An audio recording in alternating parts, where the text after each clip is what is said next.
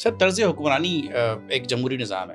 جمہوریت کے اگر میں فائدے بے شمار ہوں گے، لیکن فی الوقت صوبہ سندھ میں مجھے ایسا لگ رہا ہے کہ اختیار اور اقتدار کی جنگ، الزام تراشی زیادہ ہے. ایک صوبہ مجھے پنجاب کا نظر آتا ہے کہ وہاں پہ بلدیاتی حکومت ہی نہیں اور سنگل ونڈو ہے پاور کی، وہ ہے وزیر اعلیٰ پنجاب چاہے ایکس وائی زیڈ جو بھی ہے. تو ایک آپ کے پاس صدارتی نظام آتا ہے جس کا پاور کسی ایک کوریڈور میں ہے، فیصلہ سازی بھی وہیں ہوگی، آئین سازی بھی وہیں ہوگی اور وہ پالیسی وہیں سے ترسیل ہوگی. ایک جمہوری نظام ہے کہ ہر صوبے مختلف حکومت ہے، مختلف جماعت ہے، مختلف ایجنڈا ہے، مختلف مینڈیٹ ہے یا نہیں.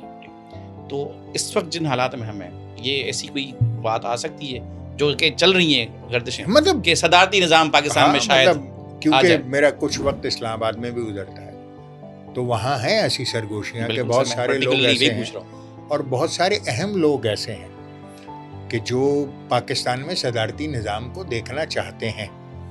مگر اس وقت ہمارا جو فوکس ہے، ہم بات کرتے ہیں ایک اور قومی ضرورت کی، اور وہ قومی ضرورت ہے آرٹیکل 140A کا نفاذ.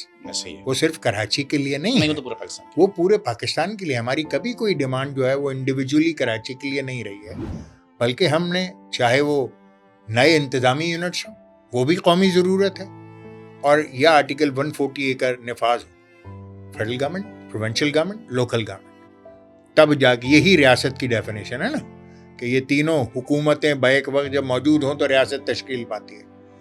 تو ہمارے ہاں تو ریاست فیڈرل گورنمنٹ اور صوبائی گورنمنٹ میں ریاست آ کے ختم ہو جاتی ہے. مطلب یہ ایک ایسی ریاست بنتی ہے جس کی ٹانگیں ہی نہیں ہے، جو عوام سے جڑی نہیں ہے، ہوا میں معلق ہے.